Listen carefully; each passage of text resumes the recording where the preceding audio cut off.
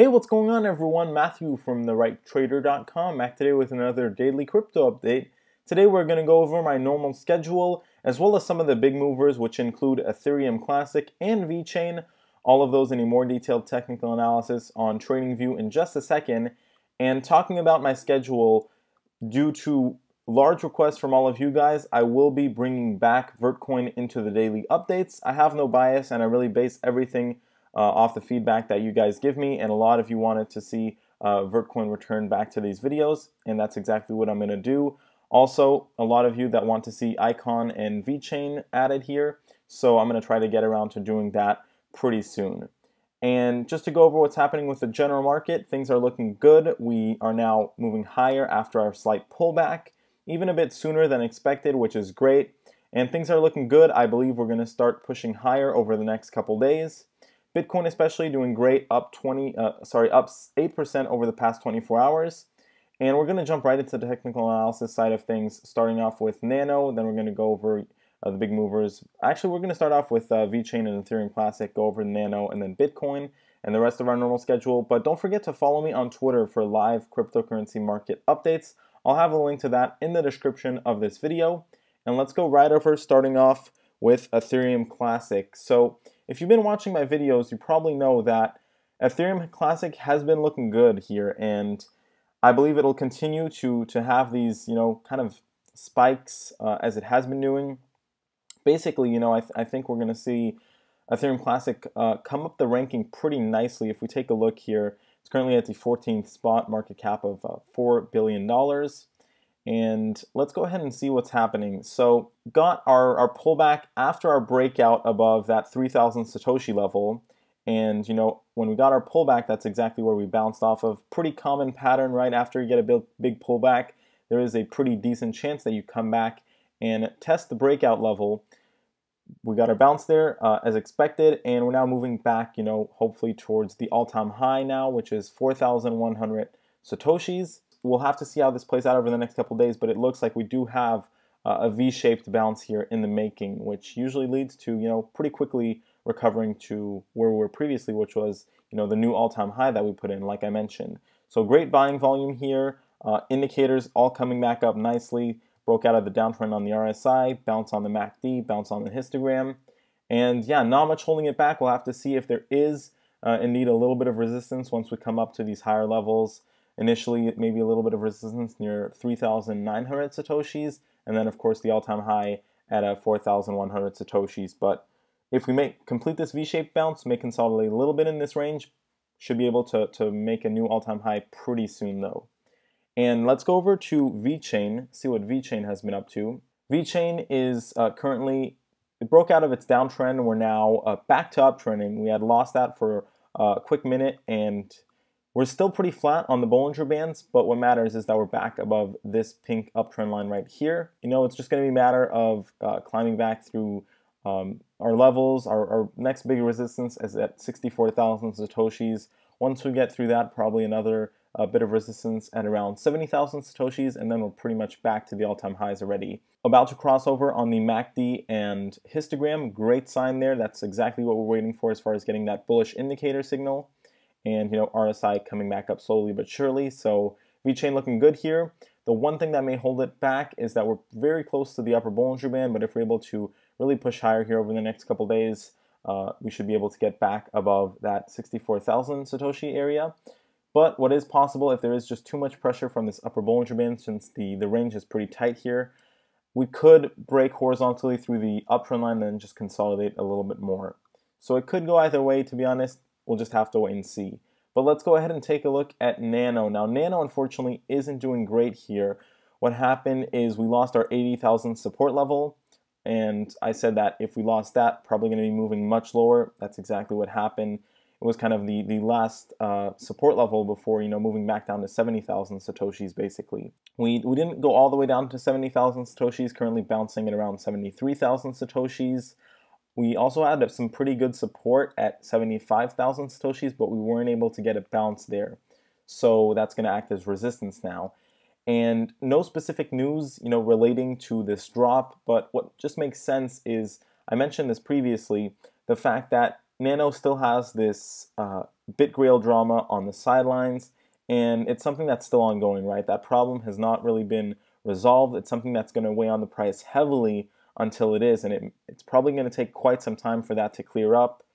So when there's these other cryptocurrencies that are doing good and that don't have all this drama around it, people, go towards that. They want to go where there's good results, and that, it's making it hard for Nano to get a recovery here.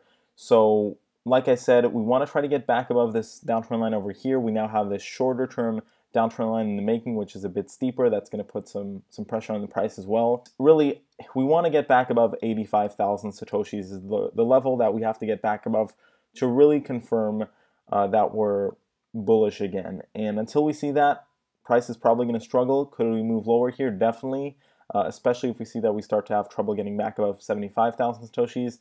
Next stop, like I said, 70,000 Satoshis. And then, we could go all the way down to 50,000 Satoshis here, to be honest, would be the next big round number, psychological support level. Let's go ahead and take a look at Bitcoin now, see what Bitcoin has been up to. Bitcoin is actually one of the stronger cryptos right now, and we're pushing above our red downtrend line. Indicators looking good, still holding the uptrends.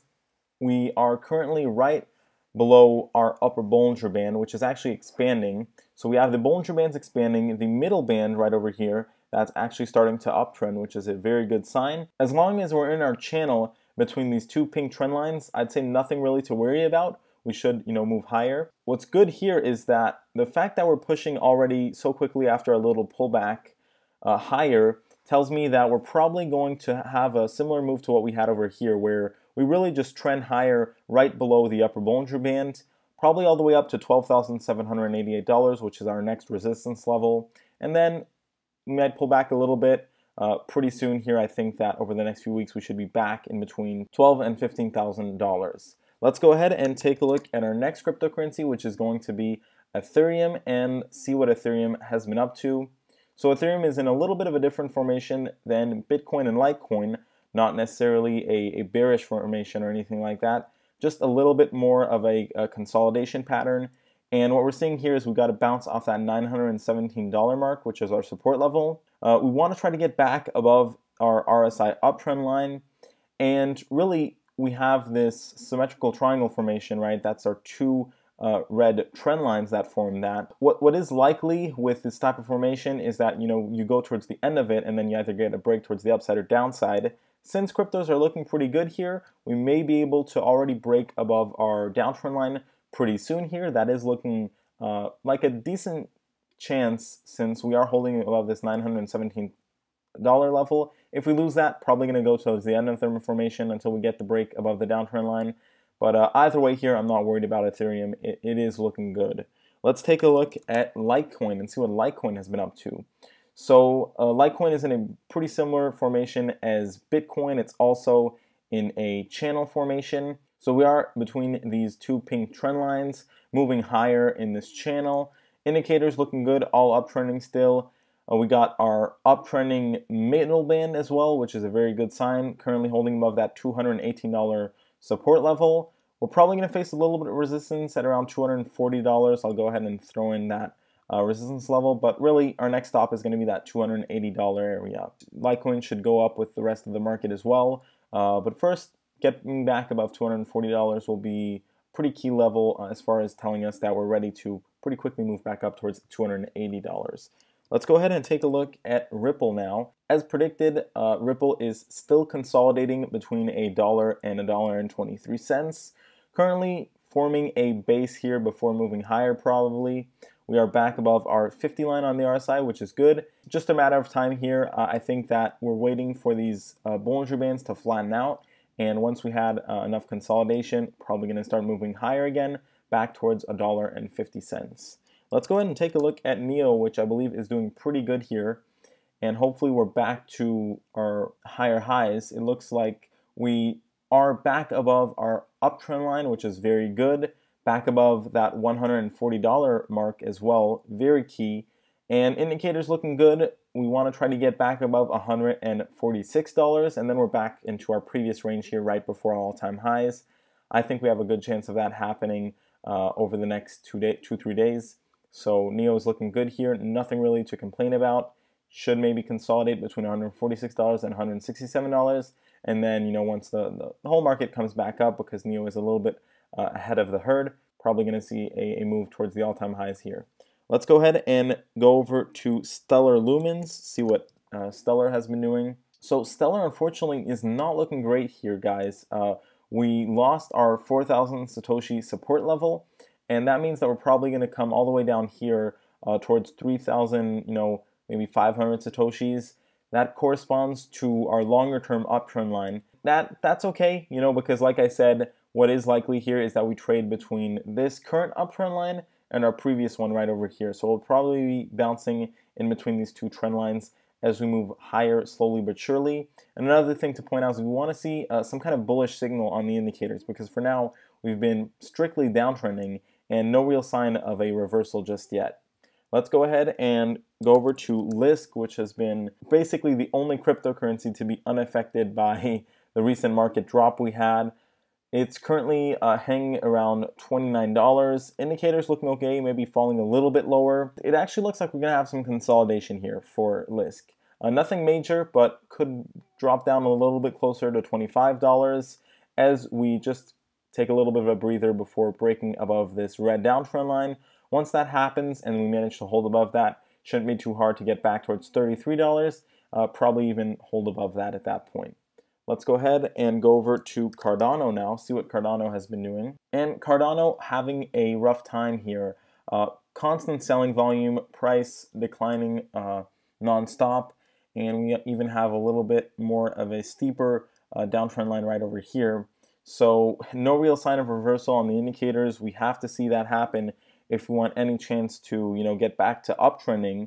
We're now back under that 30 line on the RSI, which means that we're oversold, but usually when we just drop below it, we do see a little bit more of a drop. So I think we're going to get a bounce off this 3,000 Satoshi level, and we'll have to see how it acts there. If we lose that support level, probably going to go all the way back down to 2,000 Satoshis. We'll have to see how low it'll go, but we need to get back above this red downtrend line, probably even back above 4,000 Satoshis now, to really confirm that we're back into a more bullish scenario, because right now Cardano is not looking great. And let's go over to Iota, last cryptocurrency of the daily crypto update. Looks like Iota got a nice little bounce off that $1.91 support level. Indicators uptrending nicely. And really, it's just going to be a matter of seeing if we can get back above our longer-term uptrend line right over here, the pink line. If we do, it's for the better, right? That means that we have a little bit more strength than expected. Right now, we're very tight on the Bollinger Band range, and that usually suppresses the price quite a bit. So I think that I don't see us dropping back below $1.91, but we may have a little bit of a struggle getting back above this uptrend line until we put in a little bit more of a base here. Probably going to trend, right below the uptrend line as we move slightly higher over the next couple days. With that being said, everyone, this is the end of the daily crypto update. I hope you enjoyed this video. If you did, please make sure to leave a like and subscribe. Don't forget to follow me on Twitter for live cryptocurrency market updates, and I'll see you next time. Thanks for watching, everyone.